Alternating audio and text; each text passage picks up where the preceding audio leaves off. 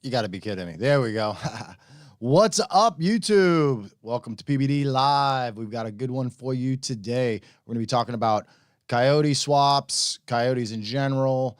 We're even going to talk about Coyote stock, a class that some of you guys may follow. We got Carlos Sabrino in here. I actually had something to do with Coyote stock starting, and that is a Coyote swap most of the time. So we're going to talk about that and basically show you some Coyote swaps that we tuned here in-house, not all with Dyno numbers. I didn't have time to get everything together, but, with the Coyote swap market, we've done some videos recently. I did an F100 that had a GT350 set up in it, and guys were asking, why didn't it make this power, or why didn't you pull it to higher RPM? And there's reasons behind that, and we'll go over that and some of the mistakes that people make in Coyote swaps, because we see so many cars come in here and a lot of them have issues. Let's see who we got in here. Craig Built, what's up? We're going to show a video of your car on the dyno today. Ed, what's up? Carlos, my buddy, I just talked about you. One Slow 4.6, what's up? What's up, baby? How you doing tonight? Brandy doesn't have a Coyote swap, but maybe someday. Chris M, what's happening? So to start off the stream, I want to go ahead and talk about some events we have coming up and some other topics. Oh, we're going to talk about the latest S650 we had on the dyno, Street Speed 717, who's a big YouTuber. Love him or hate him. He's a big shot on YouTube. I think he's a cool dude. I watch his channel occasionally. He's really well known for the giveaways. I think he was one of the first guys doing it. And, we had his car on the dyno recently. We're going to show you. We'll just go ahead and show you his YouTube video and a couple things I want to point out about that. But let's talk about some events coming up. I like to hit the news, what's coming up in the next month or so locally, somewhat locally. We've got, for races that relate to people that, watch our channel, our customers and stuff like that. Obviously, there's a lot more going on than this, but these are some of the bigger ones. We got April 6th. We have Atlanta Motor Speedway, Streetcar Takeover. Streetcar Takeover goes to a lot of different tracks, and, I'm going to try to maybe get back into that eventually. I went to one. I didn't love it because of the scheduling, but I think if you just go to it more as a hangout and to enjoy yourself, which I have trouble doing, I take everything a little too seriously. I'm trying not to as I get older, and it's a lot more fun. So maybe I'll give them another shot. We also have the reunion at Bradenton Motorsports Park presented by Turbo Smart. There's all kinds of cool classes, Nitro versus the World, X Street, all-wheel drive versus DCT, but you also have some index classes, which is awesome that they include these. It allows people that don't really fit a specific rule class, or one of these classes that are set up with specific rules like, Extreme 28, or obviously stick shift, you need a stick shift. All-wheel drive versus DCT is very specific. If you have a car that doesn't really fit any of those, you got 1050 and 950 index, which is always a good time. And for you car show type people, you can go to Barrett-Jackson, which is in Palm Beach. That's on April 18th to the 20th. I believe a truck that we built will be there on display. That's the cool thing about going to Barrett-Jackson. I've only been to one before. Actually, when the GT500 first came out, I went to check out the GT500 because it wasn't actually out yet. They were showing it there for one of the very first times. And, I can't even remember how I wound up going. I think we might have been invited by Shelby and were their guests. But it was awesome. It was really cool to see the GT500 in person. It was such a huge deal at that time. And it's just so funny. Like, now there's tons of them here constantly. So things have really come a long way. Sublime GT, what's up? David Carpenter, what's happening? I guess technically he's got a Coyote swap, right? His car didn't come with a Coyote. It's got a Coyote in it. That's not really what we're talking about tonight, but it does apply. We're talking more about street cars, different types of older vehicles. Not all. We've got a New Edge, Craig Built's street car with the turbo and all that. But, we're going to stick mostly to street type stuff. Carlos says, Coyote stock wouldn't exist if it wasn't for you and Steve. And personally, CS is responsible for the whole Coyote swap craze. So thank you. I appreciate that. You know, we'll go over the beginnings of Coyote stock, and the one key point that I feel like I made the biggest difference. I wasn't very involved in the class once it got rolling. At the races, I was busy helping other people run other classes. At one point, I thought about running Coyote stock myself, but I didn't really feel like I wanted to, since I was part of getting the class started. I just kind of wanted to watch it do its own thing. Heavy Chevy, what's up? Lethal Performance, how's it going? We're going to show a video in just a second with you in it. Jason, what's up? Sean, where's the new glasses? I don't wear them all the time. Basically, the story of my glasses, for those that have seen it, is I really needed reading glasses for sure. Like, I can't read this Coca-Cola bottle, which I'm not supposed to have. I can't hardly read that. But I'm not a type of guy to like wear reading glasses or be able to keep track of them. I'll wear them, but I just can't keep track of them. So I noticed that my vision was getting a little bit blurry looking down, the road a little bit. So I went to the eye doctor, and they thought I needed glasses too. And I got bifocals, or whatever you call them. I don't know what you call them. They fade. And I wear them a lot, but I don't wear them as much inside, which is weird.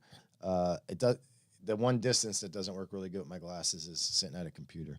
But I wear them driving, I wear them to read, and they're over on my desk, so we're not going to wear them. Hanlon Motorsports, what's up? Coyote Swaps for the win, absolutely. How was the Gen 4 any better than the Gen 3? I don't know as much about the Gen 4 Mustang engine as I do about the Gen 4, which is technically not a Gen 4. Everybody wants to argue about that, but the new F-150 one, maybe we'll call it a Gen 3.5.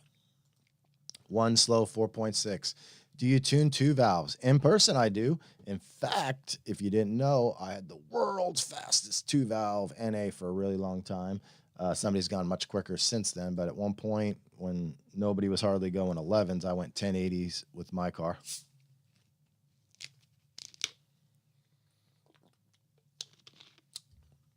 Long Stroke says, HPJ says that they can now tune the 2020 GT500 DCT. Well, welcome HPJ to 2 years ago, because we've been tuning DCT for quite a long time. They don't have anything new. It's just they're digging into it now. So they were focused on the stick shift swaps, and then they realized probably not anybody wanted to do that. So now they're paying attention to the DCT stuff. I got a bunch of questions about that. Everybody's like, oh, heard there's something new. And then when we found out what they were talking about, it's like other people have been doing that for a while. There are a couple changes that can make the auto shifting a little bit more consistent. I am not a fan of auto shifting on a GT500 when you're at the track. I'd rather do that myself. It actually makes it a little bit more fun. And there's issues where it can still short shift under certain conditions, and I don't want it to do that. So Sublime GT500, I know it's a bit off topic, but I'm curious how the 500 can run 900 horsepower safely on 93 octane alone without octane booster. And I know you say it's because of the lower compression. Can you elaborate? Sure, I'll go over that really quickly. Basically, the amount of boost, well, you're basically, at the end of the day, cylinder pressure is what's going to determine what you can do on octane, right? So what is a higher compression engine makes more power naturally aspirated. So and it's more efficient. It helps with emissions, probably all kinds of benefits to go into a higher compression engine. So that's why when Ford builds an NA engine, they go as high as they feel like they can go. And, if I would have told you 15 years ago that they were going to have 12-to-1 naturally aspirated engines stock that can run on 87 or even 91 octane, they would have been like, yeah, right. But there's been a lot of advances in technology and controls and all that, and they can. But the issue is when you start boosting that, you become super octane limited.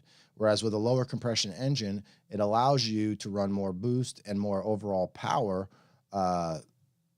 as compared to, say, a Mustang GT at higher compression. So, I mean, that's pretty straightforward. It's not any different than being able to make a lot more power on pump gas with a larger displacement engine. So, you know, most people nowadays run E85 anyway. So, you know, between that and the Mustang GT being such high compression, they've got it locked in their head of like, well, you can't do that with pump gas. It's like, well, you can't do that with pump gas on a Mustang GT or a high compression engine, but that's the real great hidden gem of the GT500 is that you can make big power on 93 octane. We just released our most recent video, actually, is our X900S package. And they don't all make 900, 900 plus, but our S3 package, which has all the bells and whistles, does usually on our dyno. On other dynos, it probably make more. You got to remember we're at super high moisture content in the air here typically, although that day it wasn't that high. But it made 905 and then 895 as a back-to-back pull. Mr. Car Addict, hey, what's up? He's got a red Viper that we tinned not too long ago. He's got a channel. He's got a couple channels, I believe. He's a big-time gamer with lots of people on that, and he's got a car channel that he's started up and did a video here at Palm Beach Dyno. You should check it out.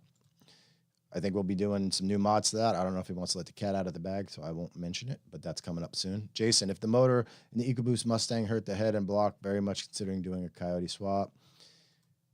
Yeah, it's not a bad way to go. Mendoza's Coyote, what's up? How's it going? Anyway, let's go ahead and move on a little bit. We're going to go back. This is the Street Speed 717, actually. This is Lethal. I'll show you two videos real quick. This is Lethal's video. Two reasons I want to show you guys this is there's a lot of people calling BS on these numbers, and there's absolutely no motivation for me to lie on these numbers. Now, I think Street Speed's numbers on 93 octane were a little higher than expected, for sure. But every car is going to be slightly different. And what you guys don't understand, or what at least the people that are calling BS don't understand, they don't understand a lot, honestly. They're just repeating what other people are telling them. And that's the problem nowadays. Nobody wants to really educate themselves and decide for themselves. They let other people decide for them.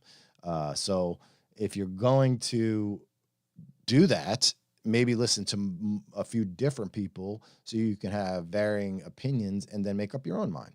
And maybe talk actual tech as to why they can do this and all those sorts of things. But anyway, in this case, we'll go ahead and play the video real quick.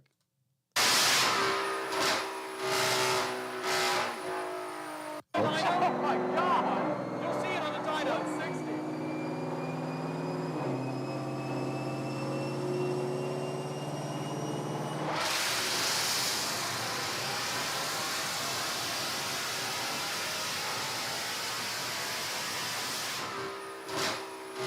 Keep in mind, these are 6-gear pulls, high RPM, which usually isn't the high speed, I mean, is usually not great for power numbers because the tire gets too hot.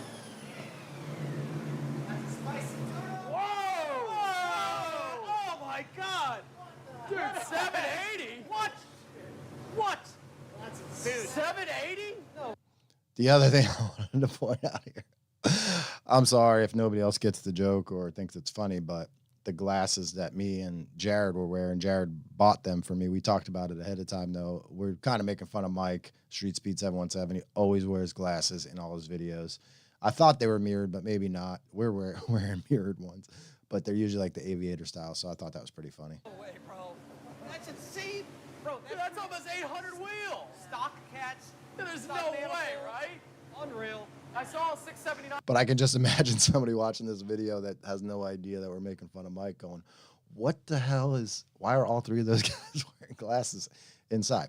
Anyway, let's talk about the numbers real quick. Like torque, and I was like, okay, like, all right. So you can see trying to get a pause here. Hold on, I'll fix that for you. But that much power. There we go. The torque's not correct because the RPM pickup didn't work on tip-in, so it makes it spike up there over there on the left. But I have the cursor there, and it's like 616 or so. And it made 780. Now, how could that be? Well, one thing you have to remember is, I'm not sure if you can see my mouse. I think you can, but it's probably small on a phone. A lot of this has to do, well, there's two things here. One is the new Gen 6 blower, which is way more efficient than the earlier ones. So what does that mean when you talk about efficiency of a blower? Well, one of the ways that you have issues, or not issues, one of the downsides to a supercharger is it's taking power from the crankshaft. And these aren't real numbers. I don't know what the actual numbers are. We're just going to make up some numbers. So let's say a Gen 5 takes, with this pulley, takes 100 horsepower to turn it, right? That means that there's 100 horsepower getting eaten up in parasitic losses.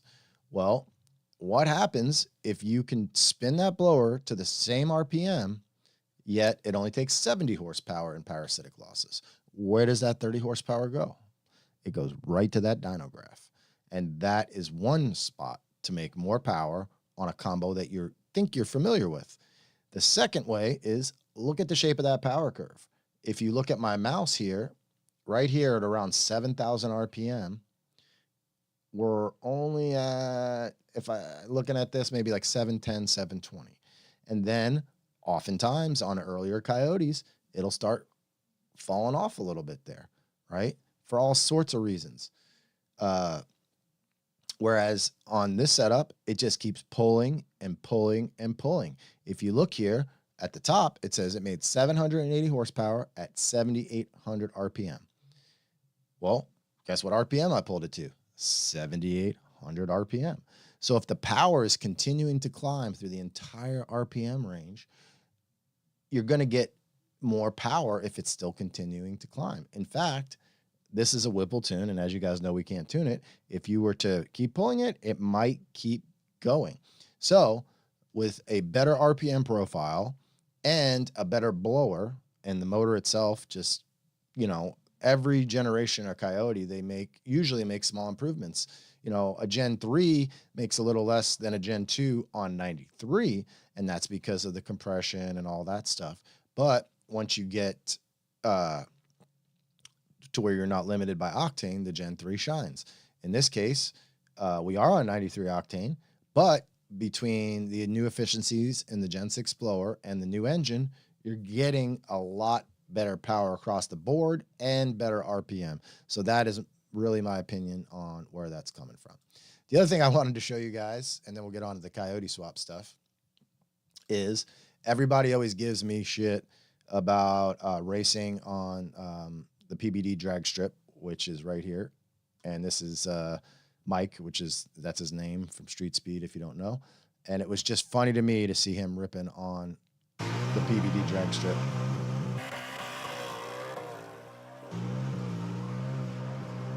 Oh my God. So pretty funny, and it's funny to see him cruising around the shop. He keeps saying, I don't know where I am, but I'm going to hit it. And he was definitely not hitting it in the right spots.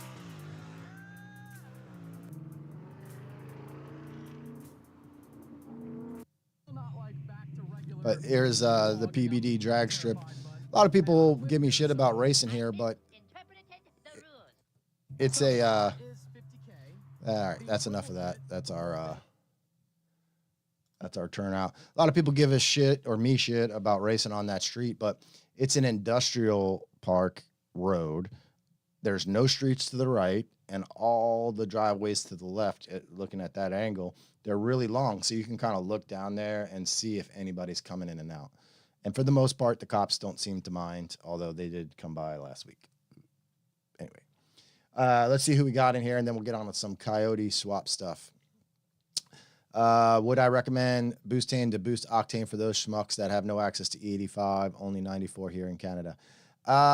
In general, not on a regular basis. So the best use of octane boost is sort of like, you know, energy drinks. That's a great example. If you drink one once in a while, they work great. They give you a little bit of energy and generally don't cause any downsides. You drink them every single day and you're going to have problems. Same thing with octane boost. No matter if it's unleaded or leaded octane boost or whatever kind of octane boost, They all have detrimental effects to catalytic converters, spark plugs, just in general. So I believe octane boost is used. Most people don't go to the track that often, right? So if you're going to go to the track, put a can octane boost in it. If you're going to try to lay down a number at some dyno competition, put some octane boost in it. But don't do your setup that requires octane boost. I've seen people do that. They buy cases of octane boost and I put a can in with every tank. It's like, you're going to ruin your car. So, that's pretty much the answer to that. Chris says, has anybody ever Coyote swapped a Mercury Marauder? I'm sure they have. I'm positive they have. But I don't know that we've ever tuned one. I can't remember that I have. Although that I love there, for those of you that are Cletus fans, I know it's not cool to like Cletus. I like Cletus. I think his channel's pretty good. I watch it. I fast forward through a lot of it, but I like to see what they do, whether it's the builds or the track stuff. And he was a huge Mercury Marauder fan. He had one for a while, and I always wanted one of those. I thought it would be a really cool car to have. I don't want one as much as I used to, but that was a big dream. Not a dream car because it's not super expensive, but I just thought it would be a cool car to have. Byron, what's up? How's it going? Cole, Catless, and Octanium. Mike's car was not, if you're talking about Mike's car, Street Speed, his car was not catless. It had bone stock up to the cat back. It had, of course, a cat back on it, but the manifolds and cats and all that were stock. And we did put Octanium in it after that, and it made right at 800, I think. Yeah, 750, like I said, on Mike's car, it was higher than we would expect. And when you're talking about pump gas on high compression, 1 degree of timing makes a huge difference. So whether you have intercooler temps that are different, you have different weather conditions, a car that's running in higher humidity is going to tolerate more timing. And there's a reason for that because there's water in the air going into the engine. But I would expect between 740 based on every car we've dynoed so far, which hasn't been a ton, but we've had 4 S650s on the dyno already. One was a lethal dark horse, and we're still messing with that a little bit. And I don't think they want to release the numbers just yet, but that one's doing awesome too. I would say 740 to 760 is more realistic for most people on this kit on 93 octane. Gen 4 still 12 to 1. Also, does it have better heads and cams? Honestly, I haven't really dug too much into it. I assume it's 12 to 1. And based on the power curve, I would assume it has better cams. I don't know. I can't answer that. My knowledge of the S650 is going to lag behind because since I can't tune it, I don't really need to spend the time looking too much into it.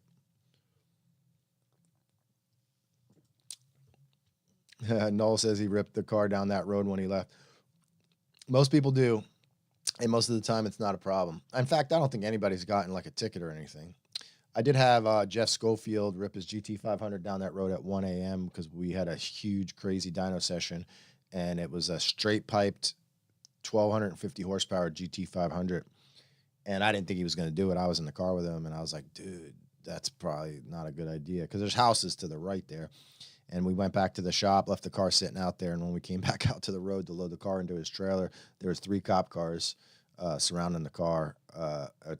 3 cop cars and a bunch of cops surrounding the car, like looking in it, and they're like, "Is this your car?" And we're like, "Yep." Like, "Oh, we just got a call about it." We're like, "I don't know, man. We were in the shop. I'm not sure what that was." They bought that. Anyway, Chris says Gen 4 is still 12 to 1 compression, same as Gen 3. It's possible that cams are slightly different though. What's up, contractor? How's it going? SN95 Mustang Garage. I was scared ripping down the street after my PBD build. Very narrow. Yeah. You think it's narrow. I've done side-by-side racing on that road, believe it or not. Even dumber. In fact, I believe we raced my GT500 versus a Ford GT on that road the very first week I got it. Bus Slayer says, I know the only tuning for 24s is with the Whipple. Does that mean if you have a 24 Whipple, you have full access to all tuning, or is there only a can tune from Whipple? That's a good question. All you get is the Whipple tune. There's no Whipple updates. They can't give you updates. I can't give you updates. Once that tune is like certified and signed off by Ford, then that's it. Can't get any other tunes, which they're going to do before they send out retail kits, which is very, very soon. If you were to Coyote swap the EcoBoost, what Gen Coyote would you recommend? End goal would be 900-ish wheel. I mean, it just depends on what transmission you want to run. Gen 2 or 3 is they're both great options. So anyway, let's go ahead and talk a little bit about Coyote swap stuff. Hold on one second here. All right.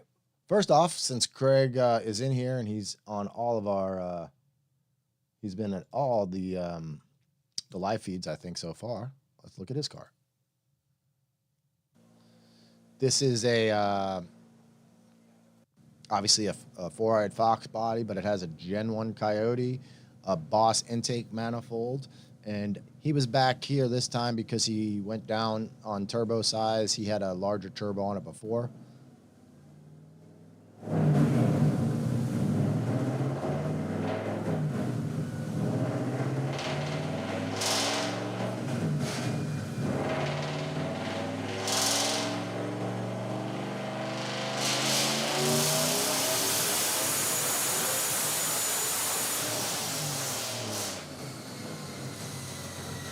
Very, very cool car there. I'm not sure exactly what his car made. I don't have it up, but if he's in here, he can say. Chris, is the Whipple tune adaptive? Oh, I don't have that up. There we go. Is the Whipple tune adaptive? It depends on what you're talking about. I mean, all tuning, unless the tuner really screws up, is adaptive with timing and fueling. If you're asking if it's like flex fuel or something, definitely not. So Craig says that was a 78, 76 turbo, which I believe before you had a much larger turbo on it. So he's downsized a little bit to get it to spool sooner. All right, let's see what else we got here. This is another one that I had talked about and shown you before, but we're going to show you one more time. This is such a cool truck.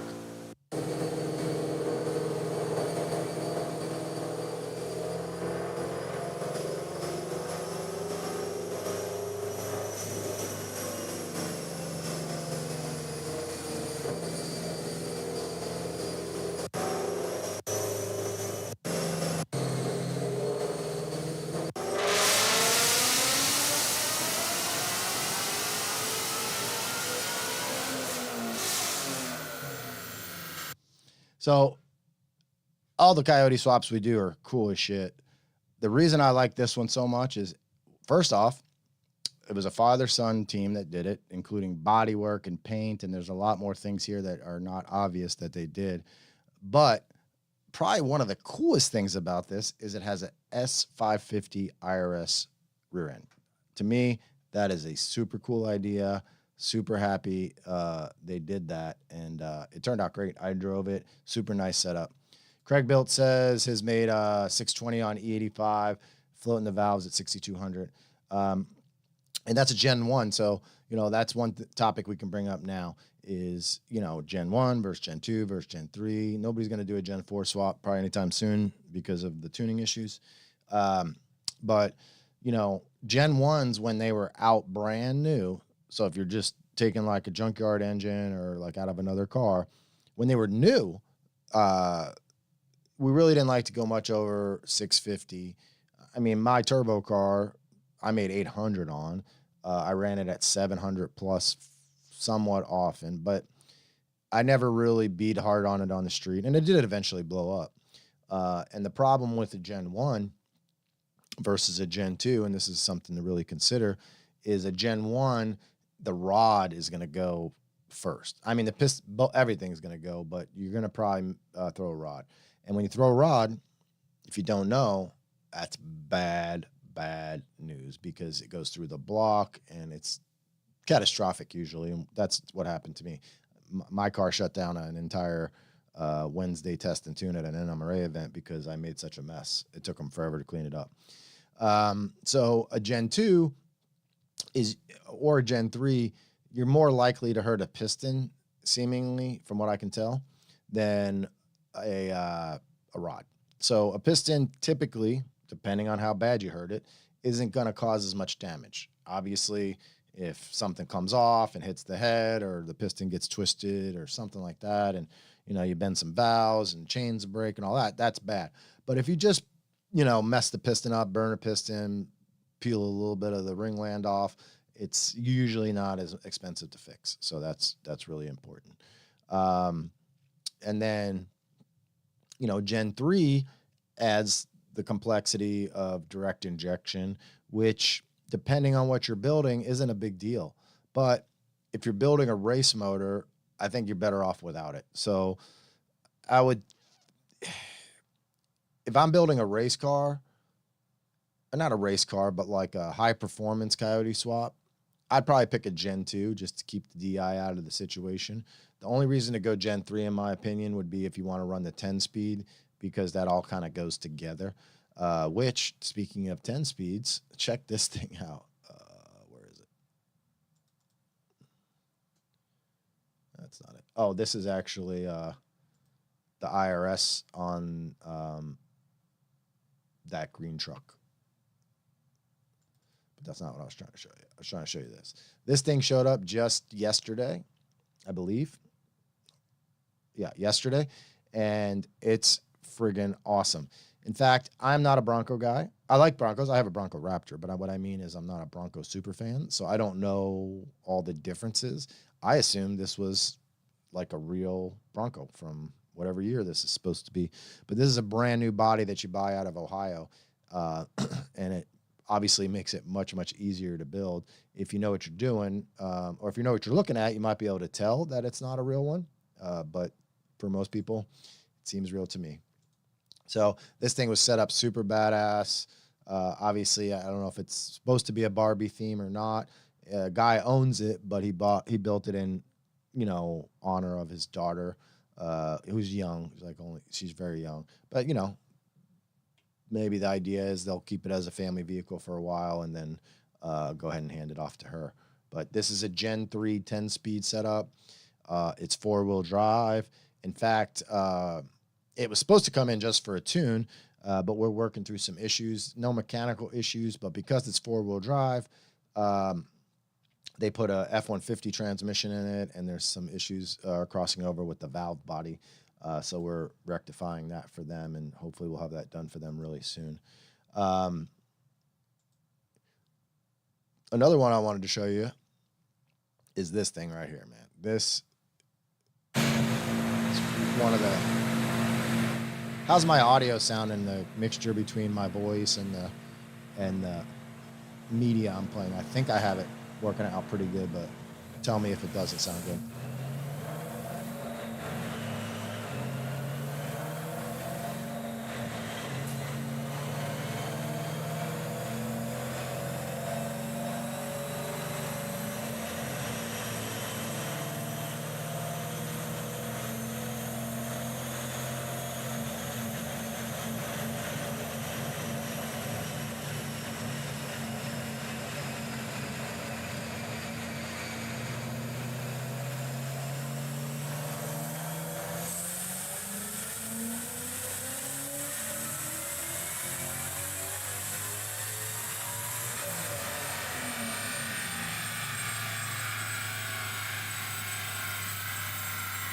That's right. She's got a Whipple on her. I don't know what this pull was, but we wound up making 617 on one of those pulls. Let's take a closer look at the car itself. This is a 57, and it was done by Saltworks over on the west coast of Florida. Super, super clean. This thing is phenomenal. We went ahead and put a cam Dyno tune on there for them. Check out that exhaust setup, super cool. I'll tell you what, the interior is one of the nicest parts about it. Look at this thing, it has, it's just top notch. We don't see all that many Coyote swaps this nice. It's obviously a professional job. I'm not throwing any shade out of you people that do their own swaps, but man, This project the guy spent some money on. He's had the car for well over 20 years, and his grandson convinced him to put a Coyote in it. And I'll tell you what, his grandson did him a favor because this turned out awesome. Let's see what. So let's bring up the next topic I wanted to make sure I hit, and then we'll go over some comments in a little bit. I said hats off to whoever did the car because it's phenomenal. And I say that because I know people try their best. So I don't want to discourage people from trying. But we wind up with a lot of Coyote swaps here that are pathetically bad. And a lot of times it's not even the customer, but they just went to the wrong person. And you have to ask yourself why. Well, I can tell you why probably is because of cost. It costs a lot of money to do these things, to do them right, like that Fairlane. So we don't, it's not that we wouldn't build a Coyote swap here. It's just that it's such a long, drawn out, involved process because there's so many little gotchas. And, you know, not just to get the engine bolted in and running, but it's all the little details. Like we had one here, it's been a while. I don't know when it was, a couple years ago. And it was like a late 60s. Man, I swear somebody needs to buy me some new mic cables. Obviously I'm buying the wrong ones. So it was a late 60s Mustang. And at first glance, it looked good. But, you know, there was definitely a lot of issues with the body and all that. But it ran when it came in. So we're like, let's put it on the dyno. And on the very first pull, it completely flooded the dyno room with oil. And that was because somebody who didn't know what they were doing put it together. It had to be that because they used the wrong, it had a remote mount oil filter and they used the wrong lines. So the lines were just all like messed up and swollen. And after, you know, and they probably were just putting around with it till it got to the dyno. And then on the first pull, we got a lot of oil pressure and more heat than it had ever seen, and it split the line, and oil was everywhere. And those sorts of issues happen constantly. When I see a Coyote swap on our schedule, I love Coyote swaps, but if I'm already busy that day, I'm like, oh man, this is, I really hope, you know, we've already touched this car and they're just here for some touch up or fine tuning. And I go ask Kobe and Bobby, I'm like, hey man, do we know who this car is? Is it a new tune, a retune? What is it? And they're like, no, we don't know anything about it. And I'm like, oh no. But oftentimes it shows up and it looks like that Fairlane. So, you know, there's lots of nice ones out there. Let's go over a couple comments and then I'll show you some more cars. Cole, yes, that was a on 3 kit. Let's see what else we got. Do swap kits for Coyote Fox body require much fabrication? I'm not much of a fabricator. You know, it really, again, you know, we tune a lot of them, but I haven't built, I don't know that we've ever built one from scratch here. I've been involved in the builds before. There's lots of information out there that's much better sourced than me. But if you buy all the right parts, there's not a lot you have to do, but you want to research what headers work with what K-member. I know for a long time people were using a Maximum Motorsports K-member due to fitment reasons with headers and all that. I'm not up to date on all that, so I don't want to give bad info. But if you do your research right, the Coyote swaps have been out long enough that in a Fox body, it could be fairly straightforward. Obviously, there's a lot of Fox body race cars that have them in there. Carlos may be able to tell us a little bit more about that. We'll show you his car in a little bit. Contractor 556 says he kind of wish he would have known more about the Coyote engines before he bought his F-150. The little bit I did see was superchargers were out of my price range for the foreseeable future, so I got a 2.7. You know, the EcoBoost setups are nice, and right out of the box, they're pretty good. And then obviously with the tune, you can make a significant jump in power, which you're not going to do that on a Coyote. You're going to need the blower and all those sorts of things. So out of the gate, if you're budget limited, the 2.7 is not a bad route to go for sure. I like the EcoBoost setups. I have Like I said, I have a Bronco Raptor. I had a regular Bronco, so I had a 2.7 in that. The Bronco Raptor has the 3-liter. So there's lots of cool things you could do to an EcoBoost. We tune them. That's another thing, and that's one of the reasons I wanted to show you guys all this Coyote Swap stuff, because we talk about, everybody wants to see, 4-digit horsepower, GT500, or Mach 1, GT350, F-150. It's funny that we're calling F-150s high performance vehicles, but they absolutely are.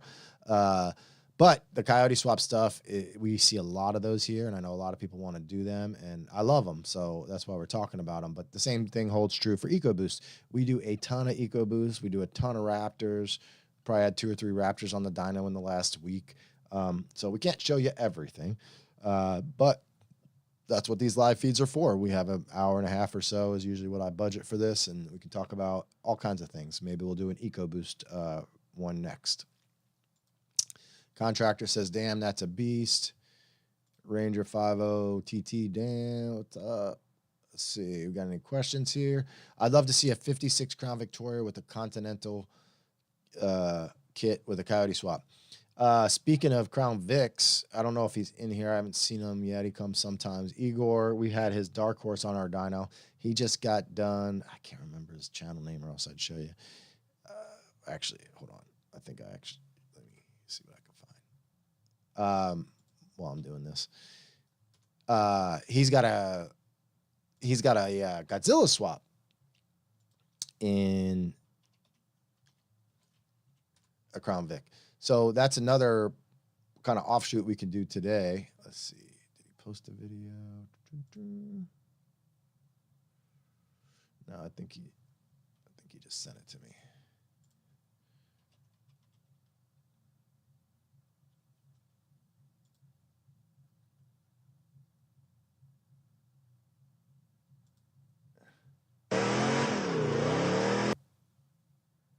All right, here you go.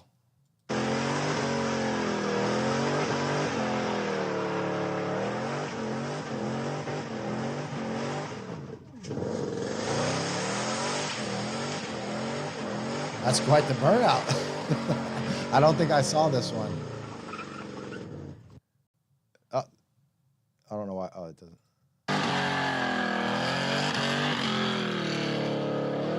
I just saw. Oh, that's funny. There's another view.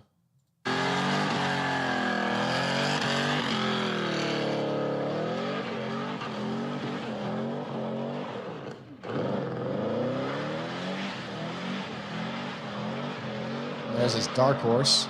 There's 2 of them. He has 2 Dark Horses, and they both have Whipples on them. So he's a big Ford fan.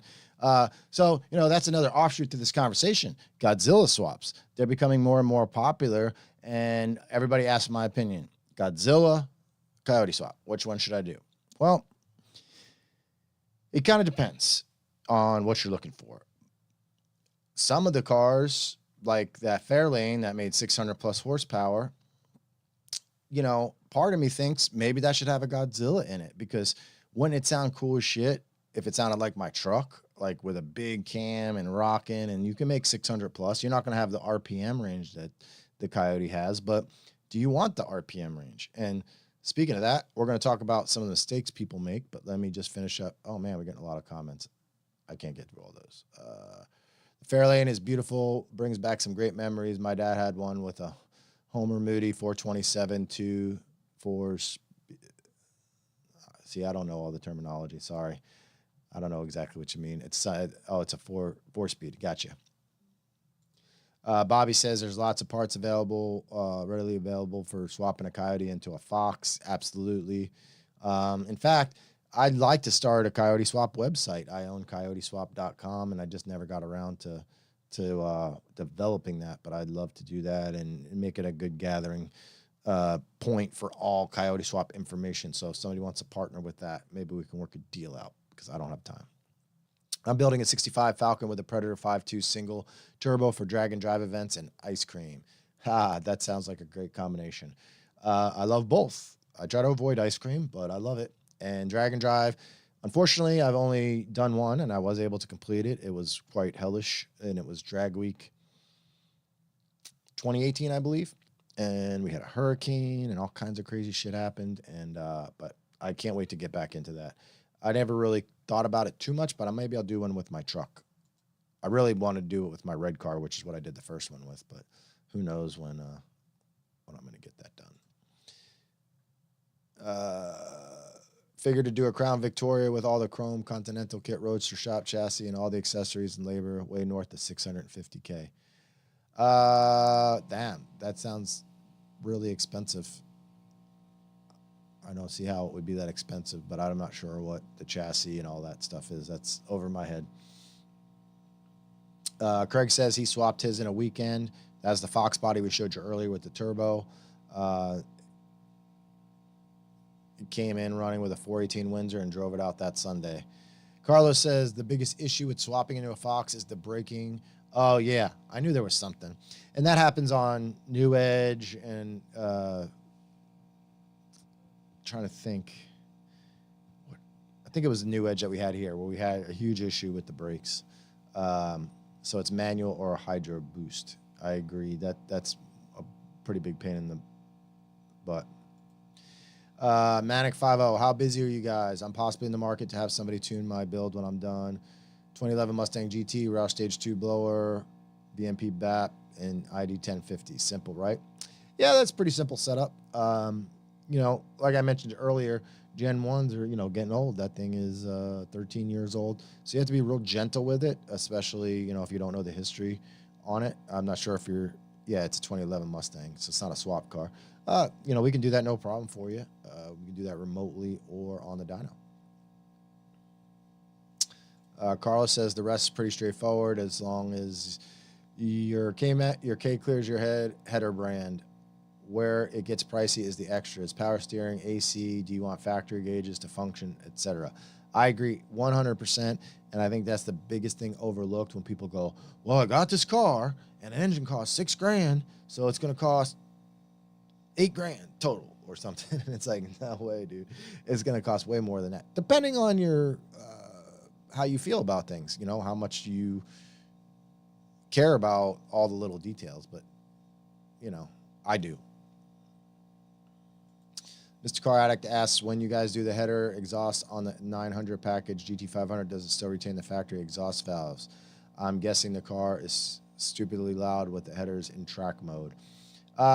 You know, we don't include a cat back in that package because that's more of a personal taste. A lot of them get cat backs, but they almost always, almost every GT500 we've done has retained the active exhaust. So, do I have to change from stock injectors, or do I just need a tune from you to be able to run E85 in my 27 Mustang or 2017 Mustang? Yeah, you need injectors. On a Gen 3, you don't, because you can rely a little bit on the DI injectors, but you don't have those. JMS asks, what would I rather, Turbo Godzilla or Turbo Coyote in a 2002 Lightning? Oof, that's tough, because a Lightning to me is a high performance application typically, right? It's not like, you know, a 32 Ford that you just want to sound good. You probably want it to be fast. Now, you can still go way fast with the Godzilla. I mean, we've done some remote turbo ones, but I haven't done any in person. But it depends, you know, how far you want to go with power and what you want to spend. And if you want to use a stock engine, like a stock Coyote versus a stock Godzilla, because this is another good thing to bring up. You know, a Gen 1, if you're talking 650 wheel max is what I recommend on a Gen 1. Gen 2 and 3 now, you can go much higher. 8, 900, depending on, you know, how hard you want to push stuff. You're not going to make that much with a Godzilla stock. Even, you know, even if you put a cam in it and heads, which my truck has, I make about 700 wheel on my Super Duty. And, you know, most people are telling me they don't understand how it's living. And I don't either. I just got lucky. I didn't have any issues with there's all kinds of issues with the Godzilla Super Duties, spark plug wires, shit like that. And I got 15, 20,000 miles, which isn't a lot, I guess, for 2020. But those are a lot of hard miles, and I never had the spark plug issue until recently. Mine's been acting weird. Hennessy warranty is 3 years, 36. What is your warranty? My warranty is you're going to get what you paid for, which you're not going to get at Hennessy. We don't do warranties. Craig M, Gen 2 with 68 millimeter turbos and a 63 Mercury Comet. Have to replace all front suspension to make room, but it's worth it. Yeah. You know, and that's the big thing people don't understand. I had that F100 for a while, and people are like, just throw that engine in it. It's like, yeah, but dude, by the time to do it right, you got to change the front end out, the Crown Vic and all that. And I actually just sold that last week or this week. When was that? I think it was this week. And, you know, I hate to see it go. I just don't have time for those sorts of projects. The Gen 1, she's got 50,000 miles on her. She's a straight up garage queen. Yeah, so you're probably good to lean on it just as hard as you would have, you know, if it was 5 or 6 years ago. But some of them come in here with 100,000+ miles with stock engine and expect to make the power that we were making 10 years ago, which is not a great plan. What's the best gear ratio for drag racing for an NA 6 or 80 Mustang? It's been a while since I've messed with those naturally aspirated. So it kind of depends on, you know, what tire, and are you talking, you know, 400 wheel or 500 wheel? What kind of RPM range are you running? Things like that. But typically, you're going to gear a 6 or 80 because of first gear, not like normally you would gear for the finish line, right? So like back, you know, when I was doing pure street racing, stick shift racing, we geared the shit out of those cars. We ran 514 gears in those, and we just wanted to be totally out of steam right as we're crossing the finish line, or maybe a little bit before. But you can't do that with a 6 or 80 because at that point you'll have so much gear that you know, the car won't leave right with too much starting line ratio. So, you know, you just have to decide tire, and you got to experiment. So my opinion is I would start with whatever gears in the car, see how it goes, see what kind of 60 foot you get, and tweak from there. And of course you can adjust tire size to do the same basic thing. Edmund. Yeah, you know, I was kind of joking around a little bit, but a lot of people are giving Hennessy jokes now. I don't want to rail on any shop, but they certainly don't have the best reputation for coming through for their customers. We redo a lot of those cars. For a while there, one time we had 3 or 4 Hennessy GT500s and here, and all of them were super unhappy with their cars. They didn't run good. One blew up, you know. So I don't know what the issue is there. I mean, it seems like he's turned things around recently, or somewhat. Some people are happy, but it's very rare in the circles that I run in or the places I hang out, whether it be a Facebook group or somewhere on Instagram or anywhere really, where people would recommend Hennessy, right?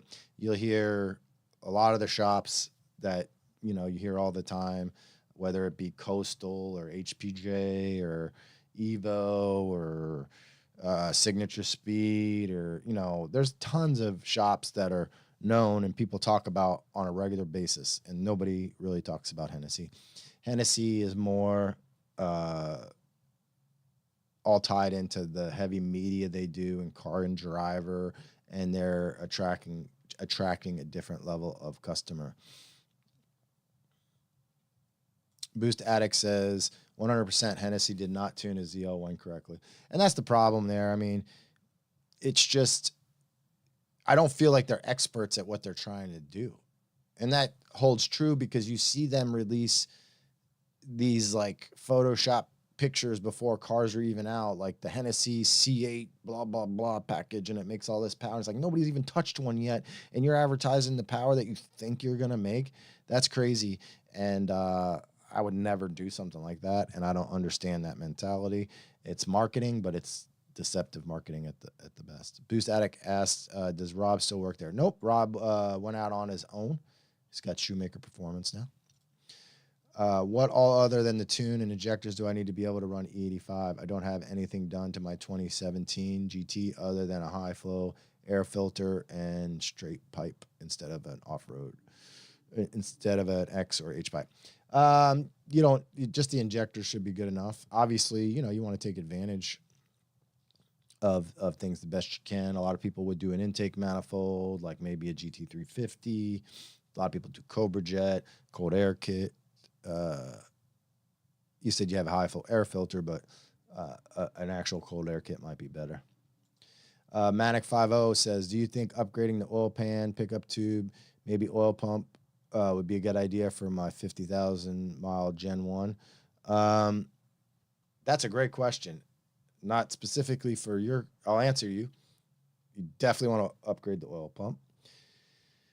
But let's talk about oil pump gears and oil pump gear upgrades. And this applies to Coyote Swaps, but it also applies to regular vehicles. It applies more to regular vehicles because if you're doing a swap, you can take the engine to somebody qualified before you put it in to put your gears in.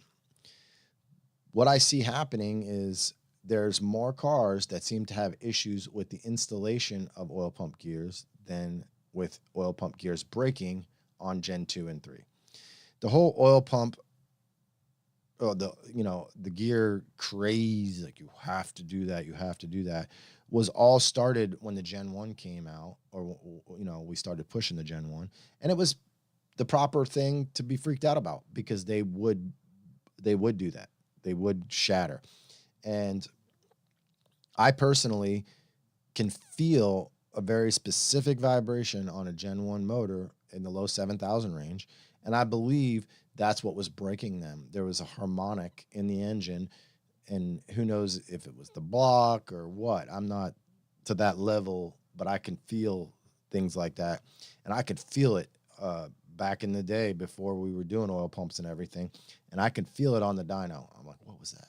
What was that? And I believe under certain circumstances that extreme vibration or harmonic is what shatters the gear. Well, guess what? I never feel that, and I believe all that's gone in Gen 2 and 3. Does that mean you're not going to break an oil pump? Of course not. People do it all the time still, but people burn pistons up all the time. People snap rods all the time. People have all sorts of issues that they don't go and say, you absolutely have to change this, but they do it with oil pump gears. But the difference is, they're encouraging people to do this in their garage. And so many people mess it up. You've got to be sure everything stays super clean. You have the whole front of the engine apart. You have to make sure the engine's timed right. And of course, Ford threw us a curveball because they all time slightly differently. So if you follow the directions for Gen 1 and you got a Gen 2, you got a problem, things like that. So there's so many issues that you can run into that, might cause you more harm than good. That being said, we do a lot of oil pump upgrades on Gen 2 and 3s, but we're doing it. We're a professional shop, and we've never once had an issue here with that. So I guess what I'm saying is, unless you consider yourself very mechanically inclined, I don't believe it's a very good option for you to try to put your own oil pump gears in. If you really, really want them, take it to a shop like us or somebody equivalent and have them do it. And then at that point, if something goes wrong, it's on them, right? You're not on Facebook saying, hey man, I just put my oil pump gears in and it sounds like it's only running on, one side of the engine. It's like, I bet you followed the wrong cam timing instructions on your Gen 2.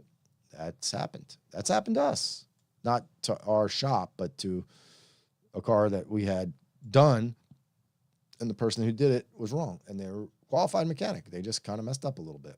So, all right, let's go over a couple more of these Coyote Swap setups. This one right here. We'll watch the dyno video first. This is a Cyclone. This thing was super cool. There's so many super cool ones that I had. I couldn't find videos of them all. I didn't get videos of them all. But I found what I could, and even just finding some of them, we've got a lot to go through here. So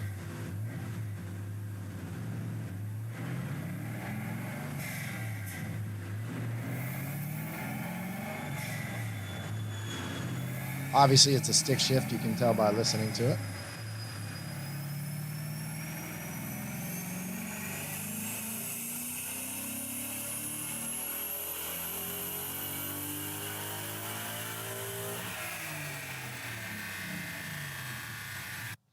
So, this is a good example of this is a super cool car. Well, let's look at the walk around first. I think I did a little walk around to show you something about it.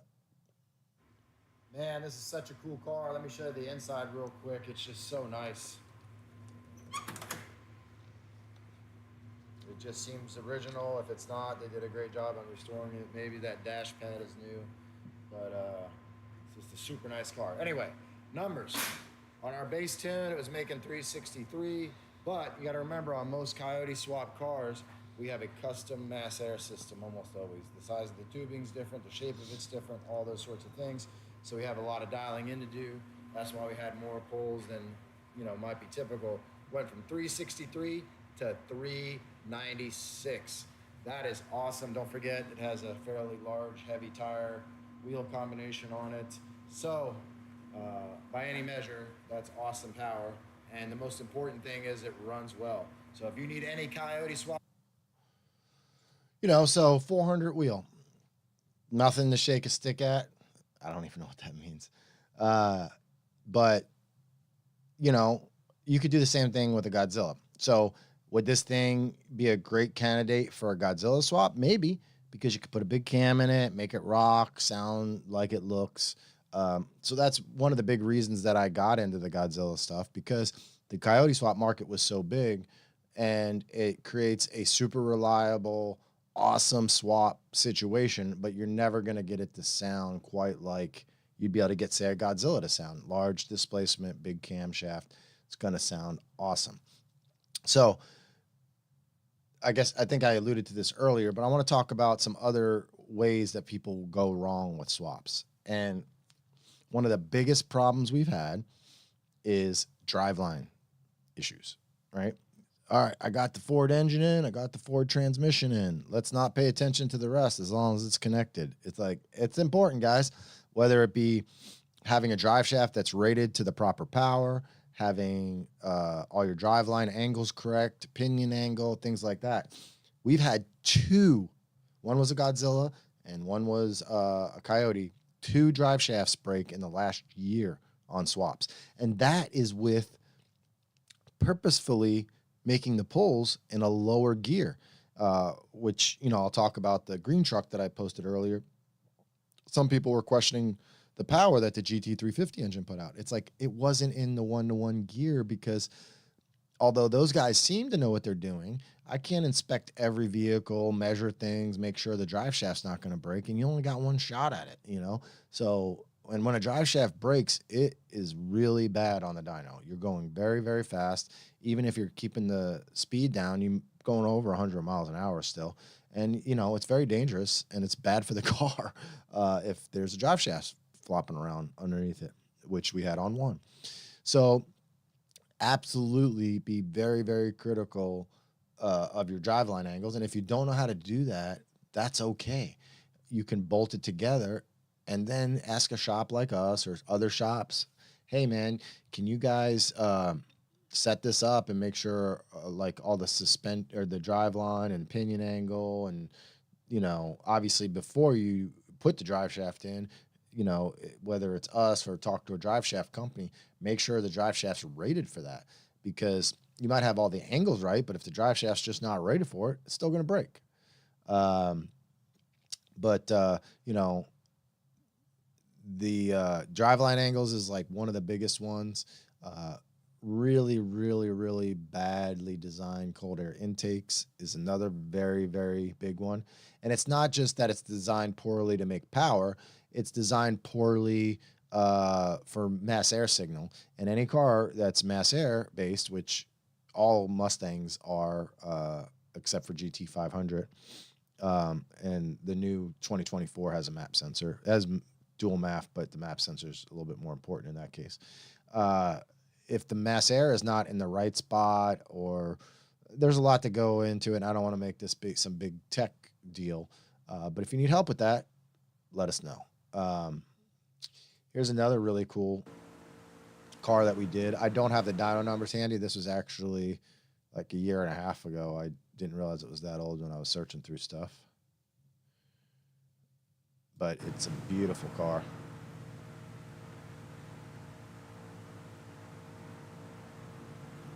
Again, beautiful, reliable, makes good power, but would this car be better with a Godzilla swap?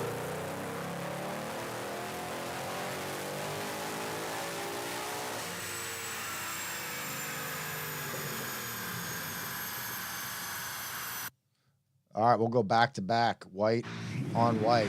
Check out this new Edge. This is a really cool setup. This is more of a, less of a show car setup and more of just a get down to business deal. I believe this was a stick based on how it sounds.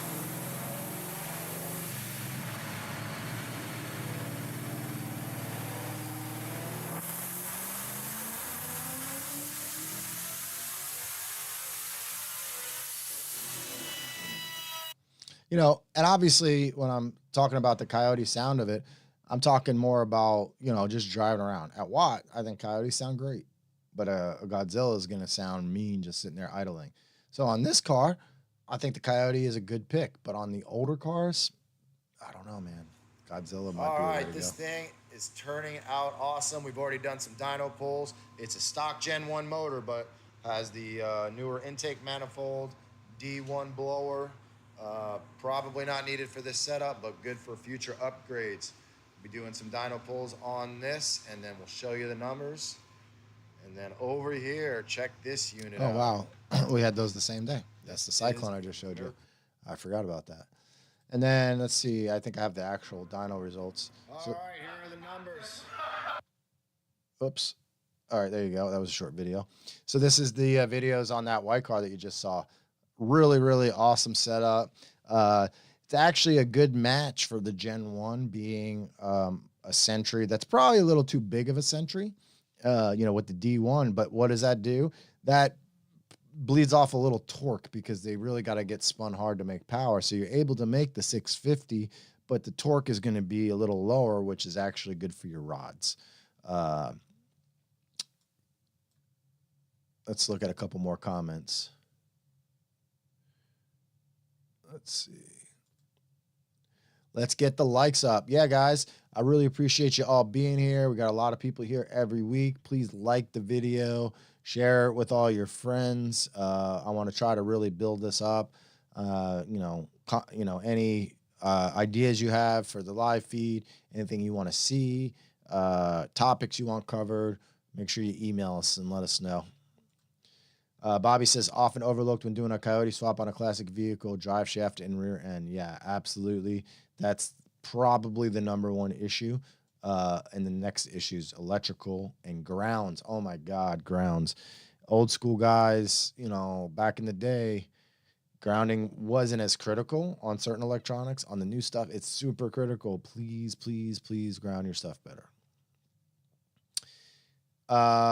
Is it recommended to put a new oil pump housing when changing aftermarket oil pump gears? I see a lot of people say that. I don't really see the need. Now, of course, when you take it apart and look at your stock housing, you're going to want to look to make sure the housing's in good shape and there's no scarring or issues. You always want to measure your clearances. Absolutely important. You want to visually check your gears versus the stock gears. And I say that because, you know, back in the Gen 1 days, there was pretty much 1 or 2 oil pump players out there, and I use TSS exclusively. Their stuff's awesome. And then a lot newer, cheaper stuff came to market, and you know, I have some issues with those companies because they talk like they know what they're doing, blah blah blah, but they just cut the pricing, and there's continual problem after problem after problem. You see something on Facebook every few weeks or every few months of an issue that has nothing to do with the way the person installed it. It's, we had a set of not oil pumps, but same types of companies make these. The crank gear for the chains, the teeth were offset from each other. Like, there's absolutely no quality control if that happens. There's no way that should get out the door if it's being checked properly. There should be a fixture that you put that gear in, and it instantly wouldn't have fit, and it instantly would have got rejected. But they just skipped that part, and that's why they're cheaper. But you're putting that cheap shit in your expensive car. So at the very least, you need to inspect it, make sure it's right. John says, thanks for answering his questions. Boost Addict says, my son has a 16 GT with a 2.3. At what point does that blower stop making power? The 2.3 depends what 2.3.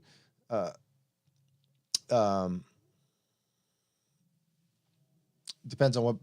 Let me know what exact blower you're talking about, because that's gonna depend on what you mean. If you're talking about the Roush blower, Roush versus VMP, there's a little difference there.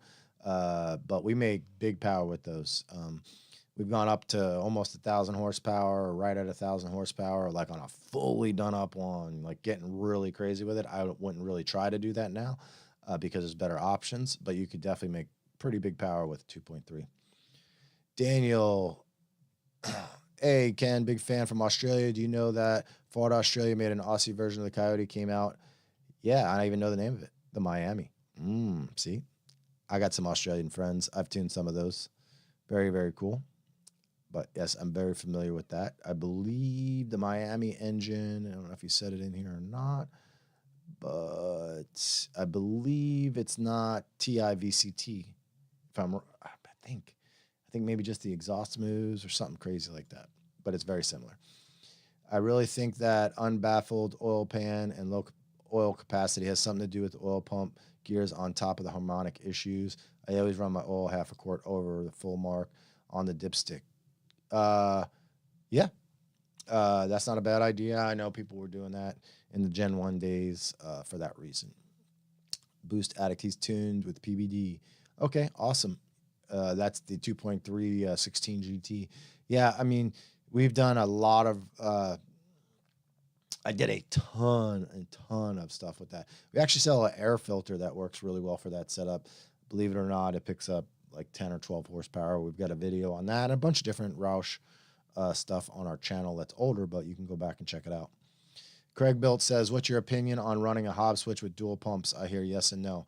I am not against it. But depends on the power you're making, because typically what I have found depends on the power is and which pumps. But say on a triple pump setup, they tell you run one pump and then turn the other two on with boost. Depending on the power and how it's delivered, sometimes that doesn't work and you get a little lean spike because the pumps don't spool up quick enough. You run out of the first pump before the other two pumps kick in. So on a triple pump setup, I typically run two pumps full time and turn on the third pump. So if you're only running two pumps, not because there's a problem with the Hobbs switch, but I would just run the two pumps full time. And I also don't normally run the Hellcat pumps. A lot of people, oh, they're bigger is better. It's like, nah, not really. I'd rather run 274s, which is super reliable and stout, than only go with the bigger pumps when you need them. If you're running 3 274s and you're out of fuel, put 285s in, but don't use those unless you need them. Oh, wow. The comment thing is a little messed up. It seems like I'm out of comments, and then all of a sudden a bunch pop up. Big Mountain says he never realized that. Learn something new every day. I like your videos and try to keep up with how much these guys sink into their stangs. Thank you. I appreciate it. Can you go into a bit of detail about how cam timing can reflect on ignition timing? Sure. I'll go into it a little bit. I think I talked about this last week. Maybe you're referring to that and want more detail. But basically, the cam timing is going to affect all sorts of things. On a boosted application, you can bleed boost off in certain ranges. basically with more overlap and late exhaust closing on NA applications, you can greatly affect cylinder pressures. So on high octane fuel, you want cylinder pressures as high as you can get them because you got high octane fuel and you want as much, as you can throw at it. But on lower octane fuel, when I say lower octane, I mean still like 93, but not race fuel or E85, you may be limited, knock limited. So the same way that you would bleed off boost on a boosted application, you can bleed off cylinder pressure. And there might be some sweet spot in there where lower cylinder pressure but more timing might make more power. These are all the sorts of things that you have to do on a dyno. So if anybody tells you they don't need a dyno to properly tune a vehicle, that's true if you already have spent the time on the dyno with that combination. But if you haven't spent the time on the dyno with that combination, I don't think you can tune it for maximum power on a car like that, because you have to do some experimentation. So obviously we tune 10 times more cars or more remotely a month, way more than that probably. And a lot of them, probably 80% of them, aren't on a dyno when we do it. But as you can see in our videos, we spend a lot of time doing this. So we take that information and pass that off to our remote customers. But if you go to a remote tuner that has never tuned your combo and they say, oh, no problem, they can get it. Yeah, they can get it to run right. They can make sure the fueling's right. They can make sure there's no knock. They can make sure the spark is reasonable and the car idles and all that stuff. But you're not going to get the smoothest, most power out of that setup because you don't have any way to evaluate it, which that's the whole point of a dyno. Phil says, what about a Gen 4 illuminator being released? Do you think Ford is hunting at tuning being unlocked or a tunable control pack for Coyote Swaps? No, I don't think they'll ever. Ford is never going to get behind allowing us to tune it. It's going to take us, not us. I don't do that. HP tuners, SCT, PCM Tech, any of those people to get around the issue. Now, the Ford is probably going to have the Gen 4 illuminator with a control pack, but it won't be tunable. It'll just be like, here it is, put it in, plug it in, and you're good. And it probably will run good, but that's it. No modifications. So while there's plenty of people out there that won't have a problem doing that or won't have a problem going out and buying a 24 F-150 and putting a Whipple on it with their tune and being happy with it, or 24 Mustang GT and buying a Whipple and putting their tune on and being happy, that's not my typical customer or people that typically ask me for advice, because they don't really need my advice because they're just buying an off-the-shelf kit. Boom, done, see ya, happy with whatever it makes. And there's nothing wrong with that. It's just, to me, the fun of this hobby is the modifications and, like, figuring out little ways to make more and more power and progression, right? Progression is the key to almost any hobby. So, would I buy would I buy an S650, put a Whipple on it and enjoy it? Yeah, I would if I had an unlimited budget, but I try to buy vehicles or have vehicles that I can tune myself, which my Raptor kind of violates that rule. Although HB Tuners just told me today that they have some stuff to test soon for Bronco Raptor, and it's a big deal. You got to change the PCM and all that. So I might do that. So that'll justify me having the Raptor, is I'll be able to tune it. Manic 50, I personally have been working on cars since I was 6 years old. My dad used to force me to help him in the shop my whole life. I hated it in there, but it's paid off big time, and I'm an electrician also. That's awesome. My dad was big into cars, not performance cars, but fixing them, and I totally, although I soaked up a ton of mechanical knowledge from him, I didn't really care about cars until I got a little bit older. So I kind of wish I would have got into it sooner. I'd probably be further ahead. Do you recommend going E85 on a 2020 GT500? Heard the gas mileage is already terrible on pump 93, so I wanted to hear your thoughts on daily driving this car on E85. Well, that's exactly why we came out with the X900S package, because it allows you to make 800 to 900 wheel horsepower and 93 octane, and then you don't have to worry about that. I mean, we didn't do it necessarily for gas mileage reasons. They do get poor gas mileage, period. It'll get worse on E85. We did it more so you don't even have to worry about it. Like, where do I get E85? Obviously, a lot of people already know that. They know how to get it. They know where to get it. But, like, if you're more just not wanting to mess with that shit, then, like, build a 93 octane setup. Now, to make that kind of power, 93 octane, you have to do more modifications, but but then you don't have the hassle of dealing with fuel. So there's nothing wrong with the 85. That being said, everything I own runs on E85 for the most part, or can run on E85, except my Bronco. So, but I live a little bit of a different life. I live very close to the shop. There's an E85 station a mile from my house. So E85 hassle is a non-issue for me. I don't live in cold weather. I don't have to worry about cold starts or any of that stuff. So my personal experience with it is a little bit different than most people because I don't suffer any of the consequences of running E85. But, that's something you have to consider.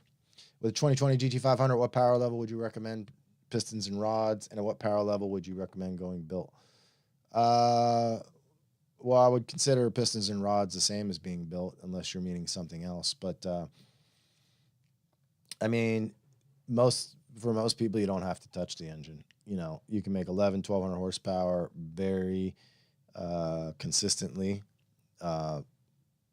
It's going above that. Almost every one I've seen pop has been above 1,200. Not everyone. There's been some stock blower ones that have gone. I don't think we tuned them, but I don't know that it was necessarily tune related that have had issues. Sometimes shit just breaks. The car can break stock.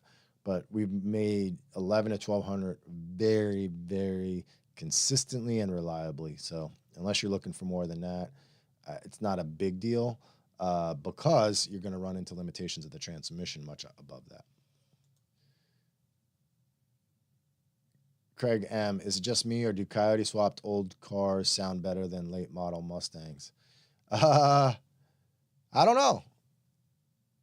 Good question. I think it might be related to just what exhaust they happen to run. The drive shaft is the weakest link. Yep, we've had 2 of them go. So anywhere on aftermarket ECUs besides Holley or Motec. On what context are you talking? I'm not sure. In the 80s at ACO on Friday night, I would see at least 5 to 6 do the twist. That's funny. Just saw an Instagram reel of an 88 to 98 Chevy truck with a Coyote swap. Has me thinking. Yeah, I mean, we've got Ryan Hargett. He's running our billet manifold on his Pro Mod, which happens to be a Gen 2 Camaro. SN95 Mustang Garage. Can you do a suspension show? Yeah, we can do that. I'd probably get Kelly Aiken to come on and co-host for that one because a lot of the questions you might ask, I would say, well, you just have to ask Kelly. So we'll have Kelly here and maybe he can answer directly. What was your worst problem child and how did you solve it on the dyno? Man, that's an interesting question because we have a lot of problem trials. There's a lot of problems if we don't build them. Most of the time when we build them, we don't have problems. But we tune a lot of cars on the dyno that are built other places and they come here. Nothing specific comes to mind. And I can make a very popular series of just problem cars. Like, I see people do this all the time and like, look at this car that came in. Look at the mechanic that touched it before me. He's a dumbass. He doesn't know what he's doing. But like, it could be entertaining, but I don't also want to throw shade at anybody because most people are trying. And, if somebody would have looked at the shit I did 20 years ago, they probably would have said the same thing. And maybe if I had to see it on friggin' social media, somebody railing me, I would have got upset about it or not tried as hard or like, whatever. And I don't want to discourage anybody, so I don't like to point out people's failures. But, I mean,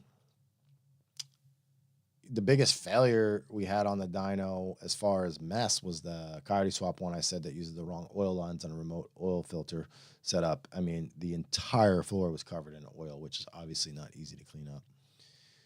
Does the dyno PBD have an eddy brake? I'm moving my dyno and will be space limited. Tempted to run it without for now. No. If you look at the videos, there's the pits dug for the eddy brake because I was going to add it, but I never did because I decided that if I wanted a dyno with a brake, I would get a second dyno, like a mainline hub dyno. So I believe the eddy brake option for my dyno is $10,000 or $15,000. So in my mind, that's $10,000 or $15,000 closer to get into a mainline dyno rather than putting the eddy brake on the dyno jet and then still buying the mainline dyno. I haven't bought the mainline dyno. I don't really have room for it, but that's how I would like to do it. There's no way to really know because the issue we're facing, for those who can't read the screen easily, give us an estimation on how long it will take for the S650 to be tunable, 1 or 2 years. Could be never. I mean, never is a big word, and I don't think it would be never, but it may wind up being like a PCM swap situation. So even when tuning comes out, it could be very expensive. The forecast is not good for tuning them because of what we're running against. What's up, Walter? Dean Cranley, just a quick request for Hit the Brakes guest. A conversation between you and John Kazi would be amazing. Well, I don't know John, but I would love to meet him and do a Hit the Brakes podcast with him. I really, really want to bring Hit the Brakes back. Carlos Sabrino told me he would fly down and do one. And, you know, now that I have this room set up for the podcast, I can rearrange it pretty quickly and set it up for the podcast. Or what did I say? I said that wrong. The room set up for the live feed, and then I can set it up for a podcast fairly simply. The biggest issue I have is getting people to come here because most of the people I want to interview don't live here. And, you know, scheduling and all that stuff's hard, and I'm really dedicated to trying to make it an in-person only situation. What's up? Do you guys offer tunes or packages for 01 Cobra? I do not. But I mean, we can put something together for you for sure. And we can tune it in person. I don't see a lot of 99 to 01 Cobras. I see a ton of 03 Cobras still. But if you're looking to do something to your Cobra, we can definitely help you out. But that would be like in a situation like that, like packages normally are something that you're going to move a lot of. So we don't have a lot of demand for that. But that doesn't mean you can't call us, tell us your goals, tell us your budget, and then we can come up with some recommendations for you from there. Sean says, how to read a data log for those that do not know how might be a good quick live show. Yeah, I think that's a really good idea. Maybe going over some drag racing passes and talking about what I look for in the drag pass and all that. Mendoza's Coyote. Oh, thanks, man. Appreciate it. Gave me a tip. Thanks for the info. You've answered a lot of my questions regarding the 2020 GT500, so thanks. Really appreciate that. I would recommend, if you already haven't, is to check out our YouTube. There's we have a shit ton of GT500 videos, and you know, most of the info is good. It may be not outdated, but we may have made some advances since then. But it's a good way to follow the progression of how I experienced it and see what we did to make power and what each different level of modification made. And I tried to really do that so it can become a resource long-term for people. What's up, Ken? When somebody buys a forced induction tune from you guys, how do they tell what kind of fuel how do they tell what kind of fuel they wish to run? That's up to the customer. So, you know, we have a system on our website. After you place the tune, maybe you're talking about that where you don't actually pick the fuel on our website. I try to keep the checkout process as simple as possible. And then after checkout, we send you a tuning form where you filled out a very detailed form. And I didn't want that to all be in the product page and get people overwhelmed with all these pull downs while they're trying to buy something. So after you buy it, we send you all the proper information together for your car.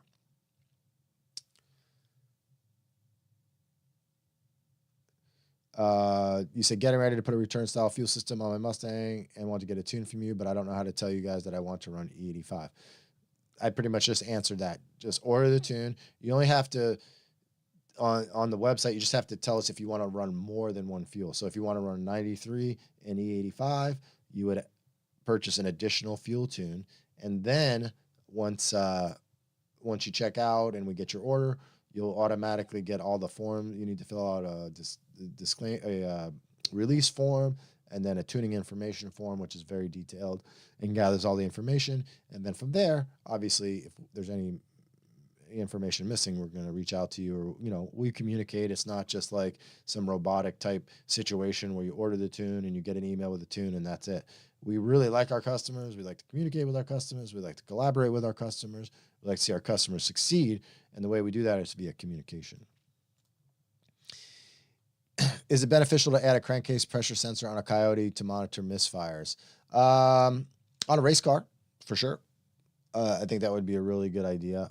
On a regular car, you know, I had a conversation with somebody that was, in my opinion, kind of overcomplicating the whole situation of trying to build a vehicle. I'm not gonna say what kind of vehicle because I don't want to call anybody out, but like they were just talking about like the latest technology and the latest gadgets and all that stuff. And I was like, don't do any of that stuff. You're just going to cause yourself headaches. You don't need any of that stuff. You're adding all these extra components to your vehicle. Just drive it. But on a race car application, that would be very helpful, or in a situation where you're pushing it, which is usually a race car. Mendoza says he's already watched all of the videos. Thanks. I appreciate it. Sean says, thank you for doing what you do, Ken. Happy Easter to you and your family and the PBD family. Cheers. Happy Easter to you. That's this week. Venomous 67, you guys will be tuning my car approximately the second week of April. Brian Campbell is building the car starting April 8th. When should I get the tune from you? When should I get the tune form? Basically, when you purchase the tune, you'll automatically get our disclaimer deal that you have to go through and sign, and then you'll automatically go to the tuning form. But it's after you buy the tune. If you haven't bought the tune yet, we got a tuning sale going on just for a few more days through Sunday or whenever the 31st is. So I would look into that. It's pretty significant. We also have our premium support options, which is on sale for $150 off right now. And the premium support is getting super, super popular because the biggest benefit, there's many, many benefits, and you can read about all that on the website. I don't want to make this into a commercial, but the number one benefit is the phone. You can call us on the phone. And a good example, today, I answered the phone, and the tuning phone, which premium does, you don't just get to call the main number. Anybody can call the main number and talk to the sales guys. But if you want to call directly to the tuning office, it's an upgraded service. And I answered the phone, and the guy sounded a little stressed out. You know, hey, I don't, you know, I bought premium, but I don't even know how to load the tune, and the shop needs me to get my car out of there, and the car is not running right. And I'm like, well, what do you got done to it? And he already had injectors and all that stuff in it, but the tune wasn't loaded. And I'm like, don't start it anymore. And I didn't have time, but I handed him off to Kobe, and Kobe probably spent an hour with this guy on the phone, walking him through all the issues. The car wouldn't start because they had tried to run it on the big injectors without the tune, so the plugs were messed up. But guess what? We didn't just tell the guy, hey, man, tough luck. Here's the directions. Go read it. If you don't know what you're doing, you're a dumbass. No, we talked him through it on the phone. We told him, okay, it still won't start, so you probably have messed up plugs. Got the mechanic on the phone. That guy was fine, taking directions. They put new plugs in, and boom, fired right up. No problem. So, you know, now that guy knows if he has any issues with his car, just call us. You know, like I said, though, that's a upgraded service, but you save $150 right now if you buy it. How much would you feel comfortable pushing a boosted Gen 1 on E85? If it's a stock engine, it depends on the history of the engine. Like I said, what I would do with my own stuff is a little different than what I would do with your stuff, unless you just sign off on it and go, if it blows up on the first pull, I don't care. Let's see what happens. That's basically how I handle my own stuff. But like I said, I made 800 on my Gen 1 turbos, but I almost never ran that tune, once or twice. But the thing made like 720, 730 pretty often. You know, I was going 920s with that setup for a long time before it blew up. So, you know, but for the most part, as a general rule, I like to keep them well below 700, even on E85, just so they live. But if you are not concerned with it living, then we can go higher than that.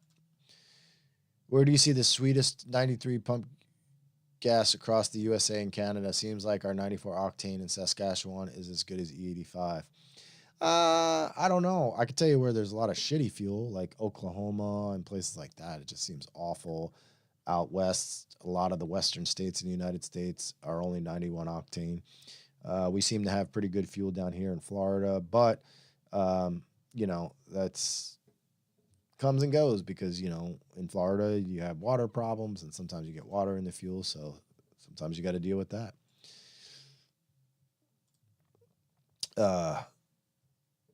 Venomous, I bought the tune already. I meant we should send, when should I send you guys all my info to give you enough time to put the tune together? I would do it now. If you've already bought the tune and you've got the links to everything, just go ahead and get everything filled out now. There's no downside to giving us information sooner than we need it. And that way, every time you reply to us or deal with us or fill out a form, that all gets collected into a support ticket on our website that you can log in at any time and look at. You can also do it through email, but you can go directly to the website and look at it in the website format and see all the communication there. So you can fill out the forms and then say, hey guys, I filled out the form, but I just want to let you know, finish line isn't starting on it for a week or two. I just wanted to get you all the information. So the earlier, the better. There's definitely no downside to giving us information early.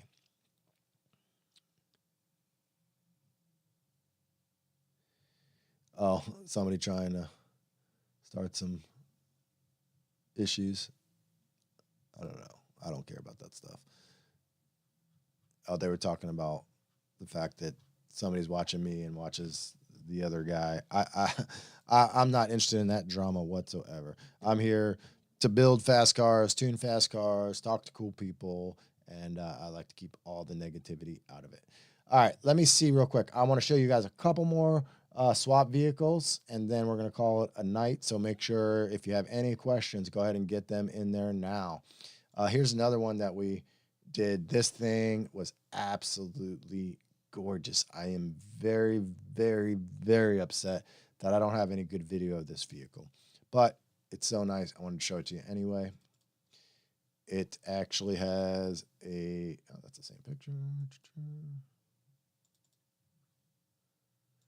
I mean, this thing was like perfect. Look at how clean and the lines are perfect.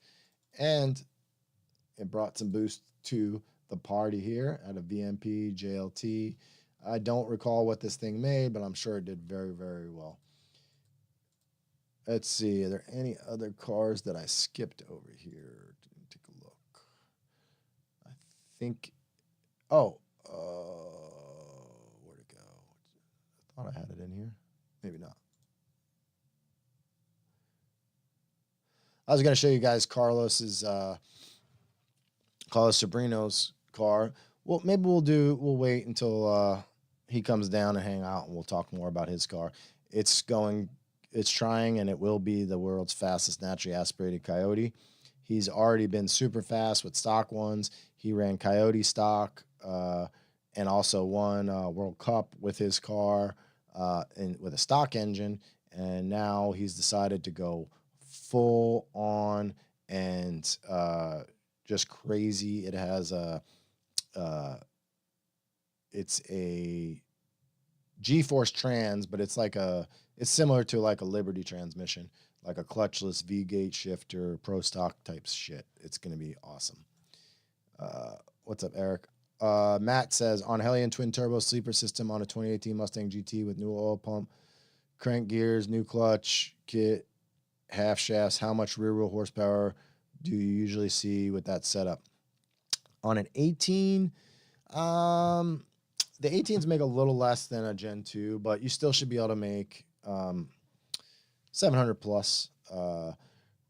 We've got a Mach 1 on the dyno right at the moment on 93 octane, and That one made like 720. That's a little on the high side. Maybe take a half pound of boost out of that deal and put it closer to 700. I normally like to see Gen 3s top out at about 700 wheel horsepower just for some safety margin. So anyway, all right, guys, we went a little long on this one tonight. I appreciate all you guys being here. Make sure you like the channel, like the video. You don't like a channel, like the video, subscribe to the channel, share it with your friends. Oh, we got a couple more questions. All right, I'll answer those real quick. Sorry. Is a 2020 GT engine and automatic transmission a good option for a 2014 GT?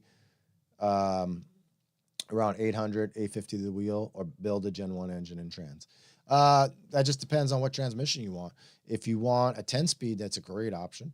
And the 10-speed up to a certain point, which 800 to 850 is still within reason of running well stock. I'd probably if that was me, I'd do the 2020 GT engine, because that way you don't have to mess with building anything. You can just take the 2020 setup, drop it into the car, and you're good to go. Do you know if the Gen 4 Coyote comes with the wet belt oil pump? I believe so. I'm not sure. Like I said, I'm pretty ignorant on the S650 Coyote in the Mustang. The truck has the belt-driven oil pump. How often do you see remote nitrous tunes have lean spikes on the hit, and what do you tell the customer to do to get rid of the lean spikes? We do very little nitrous tuning in general. It's just not a very popular option anymore, because a blower is just so much easier, so much less risk. Nitrous gets very touchy because of things like you said. You get lean spikes, you get low bottle pressure, so the car doesn't perform, all kinds of issues, electrical issues. So I like nitrous because I maintain my stuff and all that, but a lot of the times the nitrous cars are the ones that have the biggest problems. It just really depends on, there's all kinds of reasons you can have a lean spike. A lot of it has to do with where you're sourcing the fuel for the wet kit. If you're pulling it off the rail or you got it before that. It's really, I can't really tell you exactly, because we just don't have that much nitrous business. I mean, Kobe and Bobby would probably know better than me, but we probably do like 2 nitrous cars a month, maybe, when we do hundreds of other cars. How much power could I make with my Gen 1 with manly rods, pistons, ported heads, comp cam, stage 2, blah, blah, blah, blah. You didn't, are you asking about boosted? This is Cole Daniel. Boosted or NA? NA, if you have a good manifold, you could probably make 470 we made 500 with a car recently, which I showed on one of my earlier live feeds. And then boosted, if it's built right, it really just depends on, exactly what manly rods, but you should be able to make 1,000 plus on that setup.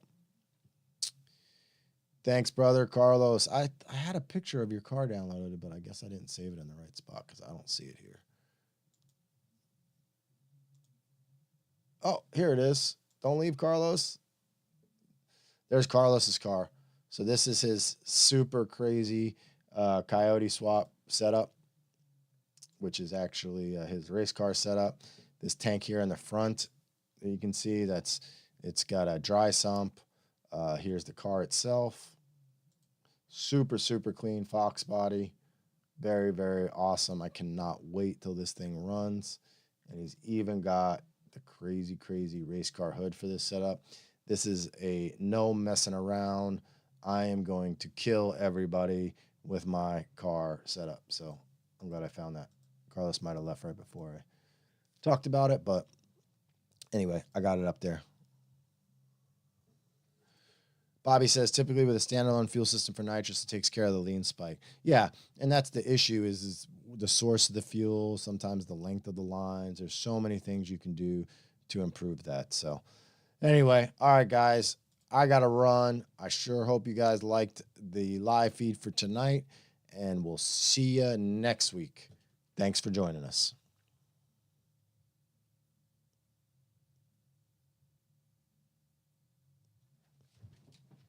Hey, look, there's Simon. Hey, Simon. Simon. See him? He just picked his head up. He was sleeping. Hey, Carlos is still here. I'm dragging out, shutting off the live feed because I was told that I keep cutting myself off. So, but if I keep talking, then I'm going to keep cutting myself off. So let me just stare at the screen for a second before I shut it off.